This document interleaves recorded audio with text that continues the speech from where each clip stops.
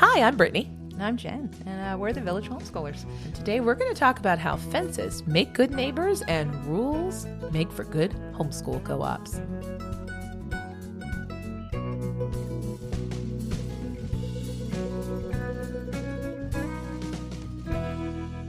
Hi guys, welcome to the Village. Today it's all about the rules. Yeah, really fun subject that we're going to kill it.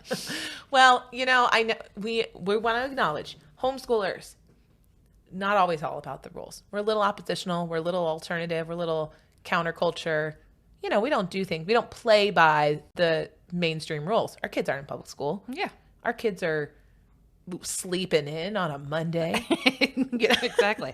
They follow our rules though. But, Yeah, you know. yeah. Well, sometimes, mostly. Depends on the day. Yeah. But yeah. So we're just, you know, it seems weird to talk about homeschoolers and rules. It seems counterintuitive, but try as we might, we need a little bit of rule, gentle guidance, guidelines, framework. We can't live in a totally lawless society, even your homeschool co-op. Yes. So we're going to talk about how we do that in our homeschool co-op, how other homeschool co-ops might do it, why rules are important. And even though we aren't, you know, that's why we left public schools? Well, yeah, maybe, but we need some kind of framework to get us started. So structure. Ooh, a dirty word. No, structure can be good. I'm a little bit oppositional, but I'm also a little bit of a not so secret type A personality in some areas of And my I'm like life. a type Z or something. Are you? Really far down. At least a D. What's it? Yeah, there's a big difference between D and Z, Jen. Yeah. I didn't know that. I don't know. I don't care. What is a type C? I fall past. I'm not an A or B. I am a C. When I took the test. Oh, I thought you said Z. No, And I was like, I did say Z first time, and then I changed to C. Oh, But okay. no, I took it. I think it was a C. There's Okay. something other than A or B. I'm kind of falling. And what is that? I don't remember. Because the A is you, yeah, a little uptight, retentive, and the Yeah. B is the creative, free-flowing personality. yeah, and I'm like a little bit of everything. Oh, you're a mishmash. Okay. Well, as in the Village, it takes all of us, types A, B, C, D, Up to Z. all the way to Z. So yeah, here we go. Maybe we need to do a podcast on this in the future. Yeah, we need to talk about personalities and stuff. But for today, we need to talk about how personalities A through Z all need a little bit of rules. And rules can be good. Not rules for rules' sake. They give us structure, right? They give us a framework. They give us an understanding. I find in my situation, they actually can help inspire some confidence. If you know what the expectation is and what the rule is, you can perform to the best of your ability, knowing what you kind of need to do to fulfill that rule. And not everybody's intuitive. So some people actually need to know exactly what needs to happen. I'm one of those people that you need to tell me exactly what I need to do. There's some things I'm intuitive about, but the other things I don't pick it up right away. So you have to tell me exactly what you expect of me. Right. And that's like almost like, we always talk about like if you have some rules for your children, it makes them feel safe. It helps them feel secure. I think that doesn't go away when we become adults. Yeah. Brittany telling me what to do makes me feel safe. Safe and secure until she's like, well, that's actually not true. And if you've ever attended a baby shower with Jen, you know why. Yeah, sometimes telling her what, but yeah, some safety and security, right? I mean, that allows framework for us to be successful. It allows people to succeed. And again, we're not just talking about punitive rules. We're talking about rules that allow a community to function. It's also an easier way to incorporate new people. Most of us are not in the business of closing off our communities entirely to the outside world. We welcome newcomers. And I think that's probably a almost universal concept in homeschool co-ops and groups and play groups and things like that. So if you are wanting to bring new people in, they are going to have some expectations. They're going to be unsure of their place in the community. And some rules and parameters are really great at helping them understand what's expected of them and what their role is. It's easier for them. Yeah, and it helps them fit in. Right, exactly. And if it also allows them sometimes, we want everybody to come in and find their community, but not every community is for every person. And if you have some kind of written parameters, rules, guidelines, and they look at them and they go, oh, you know what? That's just not for me. That's not really my scene. That's not really something I'm totally comfortable with. then they can gently and kindly back out without breaking their children's hearts, or, go and look or create a different community for themselves someplace else. So that's a really nice way to look at it. All right. So we talked about new people coming in. If we can show them the rules, they can feel comfortable. That means we have to, my favorite topic, write them down. You have to make, what you can, if they live in my mind, they can become arbitrary. They can become really hard to enforce. So we do need to write them down. Not to say that this is about to become the Bible of your co-op. You can change it, right? We have a handbook. Mm-hmm. And we give it to every new person. As soon as you get on our waiting list, you get a handbook. Yeah. So you know before you even step into our little facility that this is your group, if this is right for you. If you feel comfortable with what we're asking. Yeah. And in that handbook, not only do we list what the rules are and the expectations, we explain why the rules exist. We try to do it quickly. Mm-hmm. Not always successfully. We try to do it quickly and just say, we have this rule in place because it makes sure our co-op provides whatever it is. And so that is really kind of important so people understand it, because it can look punitive sometimes. I'll give you an example. We have a rule about reporting your absence. And that is because in the past, we would be getting ready for co-op and we'd be getting things ready. And all of a sudden, we'd be missing like a teacher. And we'd be like, where's Susan? Yeah, and that's kind of important when you're a teacher. Absent. Yeah. In 5 minutes, Susan's supposed to be teaching, a literature class. And Susan would have texted like a friend and been like, oh my gosh, we're homesick. We're not going to make it today. But that friend may not have communicated with the leaders and the other teachers what was going on. No one knew. And we were kind of in a pickle. And so over time, we developed a policy that if you're going to be absent, you need to text, and we have a specific phone number. You need to text this number, and it goes to all of the leaders of the co-op so that they're aware of the absence and they can arrange to cover your role for the day. It's not we don't care if you take a day off. Like really, we're not like, oh my God, she missed a day. She's out of the co-op. Yeah. And you can literally say, we're not coming today. And we'll be like, cool. Yeah. We just want to know you're not coming. Exactly. Today. It's okay. Just let us know. Please. Right. Exactly. Please. So that's why that rule exists. And so in our handbook, we explain the rule and we explain why it exists. But it is a living document. The whole handbook, all of our rules, we change them. Yes. We get feedback. We change things. We delete things. Because sometimes rules become null and void, and sometimes they become unnecessary, and we don't want to have them just to have them, rules for rules' sake, as I said. So that's, kind of important, but write it down. Make sure people have access to it. And if you do make a change, tell them you've made the change. Yeah. Especially if it's something that they now have to do. Yeah. Because, they probably need to be aware of that. Exactly. All right. Oh man, though. But then it's like, what rules do you need, right? So once you've decided, okay, I'm going to get over this oppositional hump that I have as a homeschooler, and I'm going to write down these rules. Then you got to decide what rules you want. Oh, and that's a hard one. And there's no hard and fast rules about what rules you have to have. Exactly. Because it really depends on what you guys need. Mm-hmm. Do you need an absentee policy? Right. Do you need to have a cleaning rule? Yeah. Where everybody has to clean X amount of times. Yeah. After co-op is over. Another example is that we use email and a private website to communicate with our members. We have a communication policy in our handbook where if you want to be a part of this group, you need to communicate via email and the website frequently. So you need to read it. Mm-hmm. If we tell you there's an email coming out, please read the email. There's no well, you didn't read that email? You're out of here. But we just want people to understand that is the expectation about communicating with our group. Well, yeah. And, right now we have such a huge waiting list. If you don't get back to us right away, we have to move on, Right. So there's a lot of reasons why we have the rules that we have for our particular community. And so you guys everybody has to kind of figure out what works for them. Where you are, what the culture of your group is, all that kind of stuff. Now, and this isn't, homeschoolers don't like rules, but you know what we don't like even more? Consequences. I mean, I feel like life has consequences. It has natural consequences.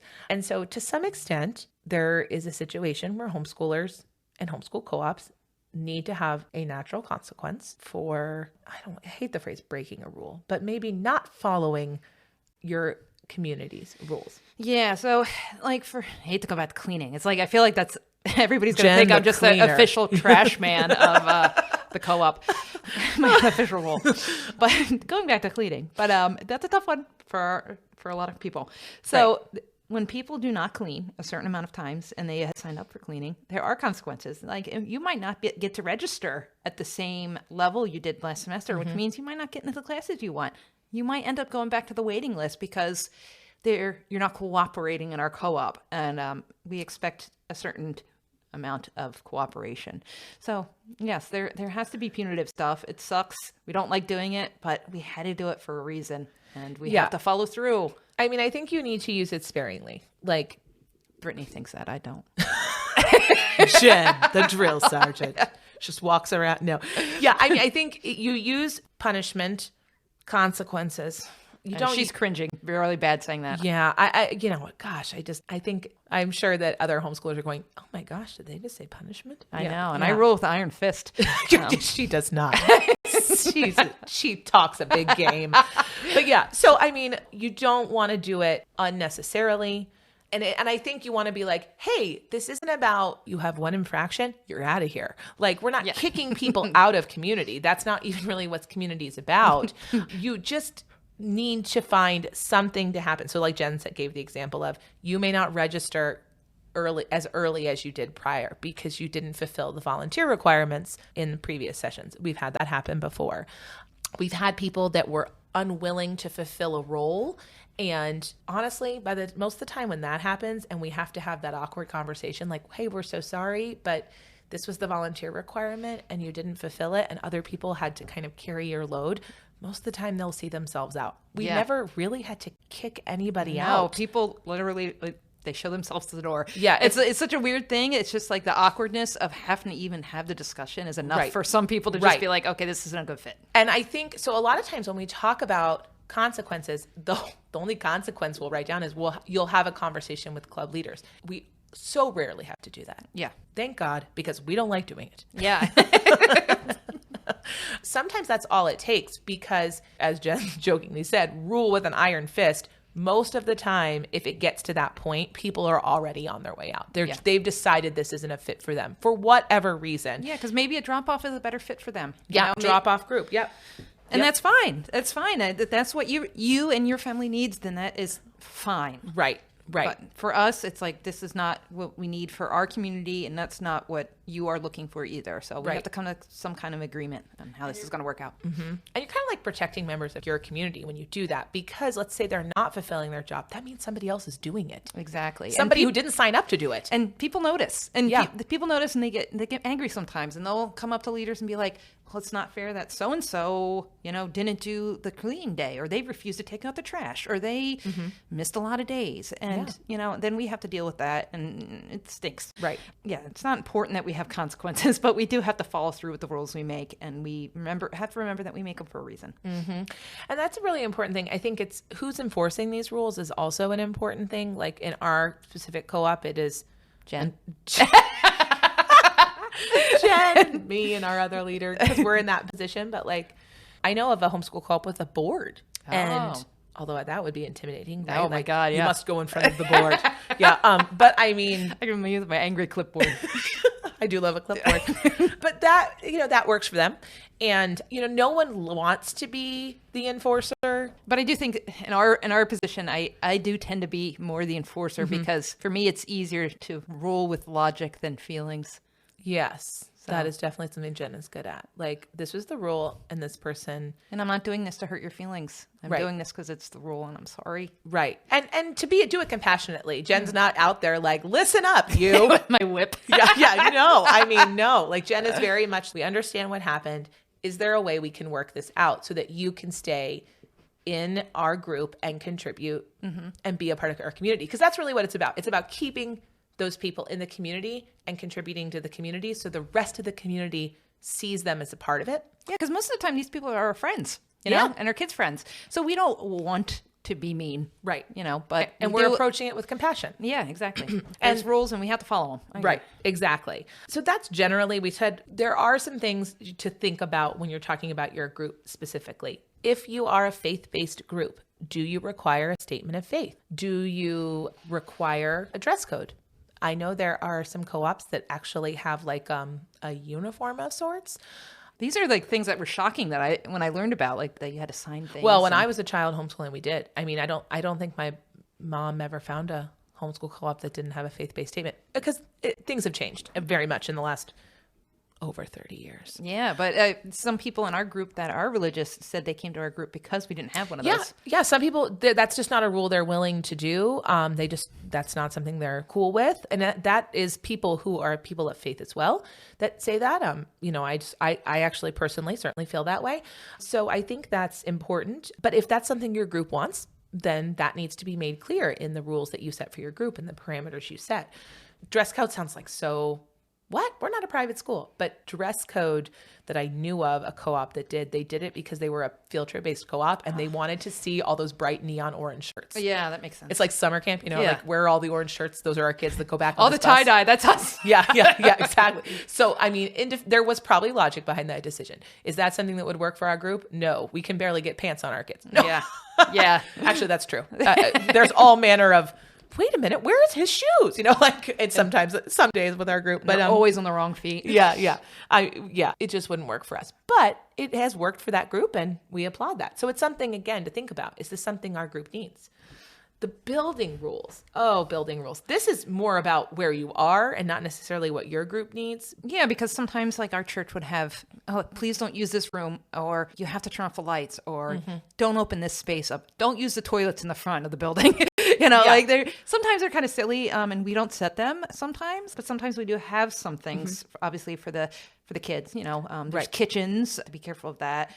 So when we are in the church that we rent, we are allowed pretty decent full reign of the place, and including the sanctuary space, which is obviously very important to the people who attend this church on other days of the week. And so we have a no food and drink in your class rule, because your class may be in a church pew in a sanctuary. And so we eat lunch in the middle of our co-op day. We have snacks and other things, and there's spaces for you to eat, but you can't eat in your classes because we can't be picking granola out of carpet and pews or we'll be there all day. Yeah. So, those kinds of things. Look at the building. What kind of building rules do you need to set? Do we need to set an alarm? Do we need to have areas that they shouldn't be? We've had parking lot rules. Yeah. We had a safety guard for 1 week. We had a crossing guard for 1 week. Yeah, that's a story. So just think about that. Oh, this one, timely. Sickness policy. A sickness policy. So I'm going to go out on a limb and pat the former leaders of our co-op on the back, because we had a sickness policy before COVID was cool. Before a sickness policy was cool. But here's the thing. Actually, schools have sickness policies. And again, we aren't schools. We want to make that very clear. When there are groups of people gathered together, things like love can transmit and germs. Yeah. I'm definitely not a germaphobe. I'll just be straight up honest about that. That doesn't freak me out too bad. I'm cool with my kids hugging and high-fiving and all that cool stuff. Not everybody is. Yeah. Kids are disgusting in general. Jen's more of a germaphobe than me. Clearly. Jen's I'm the trash man, so I'm not the germaphobe. Yeah. So everybody's going to have a different preference for that. What we don't want to do in our community is spread viruses or bacteria, anything that involves vomit. Yeah. Or a rash or lice. I mean, come on, we could go on and on here. We don't want to spread that stuff that may spread among children quite virulently, unnecessarily. So what does your sickness policy look like? And for us, this really kind of defines, when do people need to not come to co-op? And it's evolved because, a lot of people are like, people say, well, they'll be a little bit selfish and be like, well, my kids really wanted to come. Well, yeah, your kids pooping their pants. It's time to stay home, Yeah. And that's okay to miss a day. And I know it kind of stinks and the kids are upset and disappointed, but it's for the best of the community and everybody there that you just stay home. Right. It'll be okay. And again, when we go back to write it down, that's why our sickness policy is written down. We actually have our members sign that they agree to abide by it. We did that before COVID. the only thing we've really changed on our sickness policy is we have added COVID to it. Yeah. Because before it was pretty extensive. I was like, we're more extensive than some of the schools. Yeah. Like, please don't come if this, and this. And it's just really helpful. It's helpful for anybody, because if you go, oh man, my kid threw up once last night, but I don't know. If you're questioning and you call us, we can say, we ask that you be vomit and diarrhea free. Yeah. For 24 hours before you come to co-op. Always a good rule. Yeah. Before you leave. Please. We know the world is terrified of COVID. We're more scared of norovirus. Only because, listen, stereotype aside, and Jen likes to bust the stereotype, but a lot of us have lots of kids. If one of us starts throwing up, we're all in trouble. And I'm an empathy puker. Oh. Yeah, it's a bad thing. So your whole, yeah, exactly. Yeah, see, I mean, really the entire sickness policy in our co-op is to avoid throwing up. So, I mean, really, but it is about that. We want to make sure we're minimizing the spread of germs, and the best way to minimize the spread of germs, as we all have learned, is to stay home. Mm-hmm. Not that we need you to just stay home all the time, but if you are potentially contagious with something, please stay home. Yeah. So I would encourage a sickness policy if you all are gathering. And you actually might require it depending on if you have insurance and your building, what your building requires. So our insurance requires that we have a safety plan and that we have a sickness policy. So Yep. Communication policy. Oh man. So we talked about a little bit that we require members to check their email weekly and the website weekly. We also said we have a co-op phone number, and they can text and call that co-op phone number. And we ask that if they're communicating with co-op leaders, they text or call that number, because it can go to all of the co-op leaders and not just Jen or me or somebody else. So that's part of it, and that's something to consider. I'd also encourage you to think about social media, and that is something that ties into what I want to talk about next, which is the photo policy you may have. But social media, like, do you have social media presence? Are people allowed to tag your group or members of your group on social media? Who has access to your social media? Yeah. Is it a private group? Is it an open group? Can anybody see it? Can I put my mom on there? Or, Yeah. Are co-parents allowed on there? Yeah. Are those kinds of things?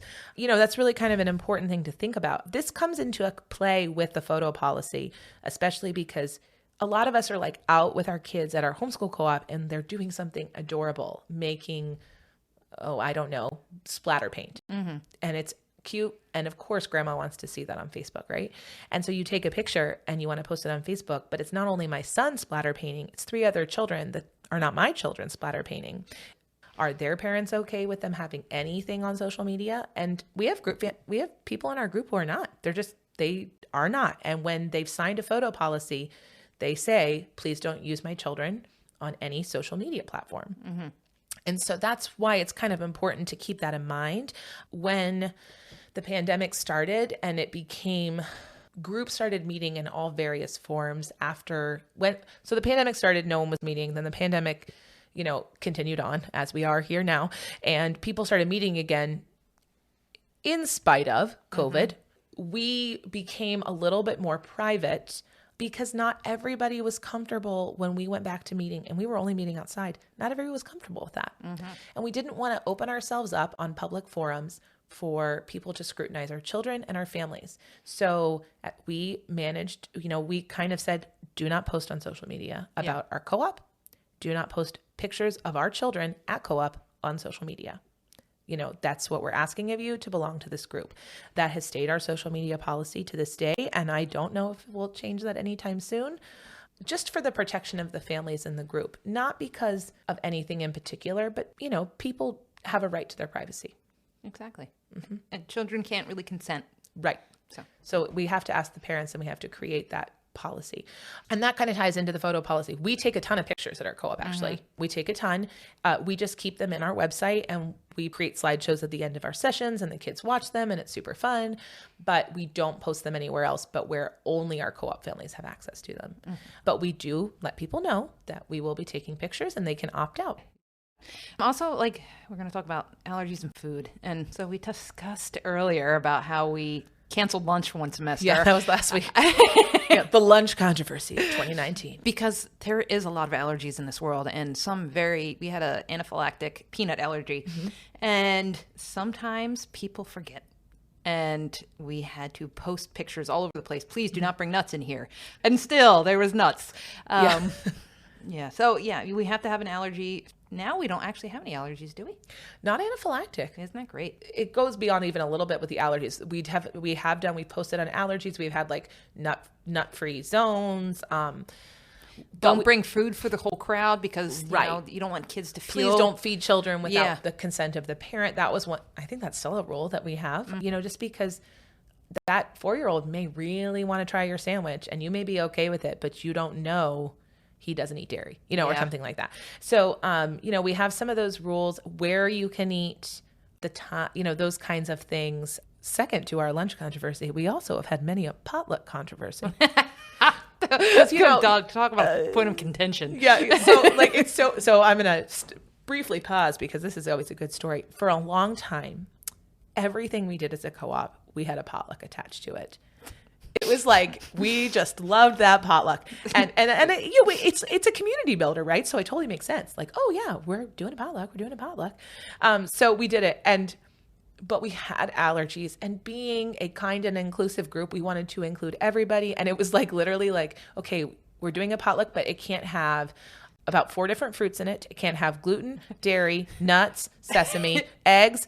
So there was like honey. 37 quinoa salads. Yeah. Coconut. It was just the whole thing. And it just became so exhaustive. And at one point, I don't even remember who said it. We were like, no more potlucks. We're done. I think it might have been me because I was really over it. Yeah. And because Jen shows a lot of love through food. And she wanted to bring these things that everybody could eat. And it was just getting it was getting cost prohibitive, first of all. Yeah. It does get kind of expensive when you're doing all these specialty diets. And so, it was just a whole thing. And so we just kind of put the kibosh on it. And then last summer, one of our lovely families who has a pool was doing a big, like, everybody come over for co-op and play in the pool. And she's like, you know what? Let's just make it a potluck. I was like, no, not potlucks. And literally, I like wake up to a phone call from Jen being like, who said we were doing a potluck? Yeah, I thought we were over the potluck. And you know what? We did that potluck and it was darn successful. Yes, it was. And so now we are slowly, here and there, dabbling our toes in the potluck again. Going back into the potlucks. But, now that was not a hard and fast rule. That was just like we're putting the kibosh on this for a while because this didn't work for our group. But maybe you want to set some food boundaries. Yeah, I totally understand. I'm just saying, address it. It's such a pain. Yeah, it is. It's such, and I think and we'll find that potluck balance. Okay? Yeah. Anyway. God, we sound like such 40-year-old soccer moms. The potluck controversy. Cut out the soccer mom. Okay. Do not. All right. So let's talk about a couple other rules. Physical boundaries. Oh, this one is fun. This one fun. Fun in quotes. So this is really important. I'm going to, there's lots of different people who like touch. They're cool with hugs, high fives, all that fun stuff. There's other people who are like, I'd like you to keep my 6-foot social distance at all times, not because of COVID, just because I don't want you touching me. Yeah.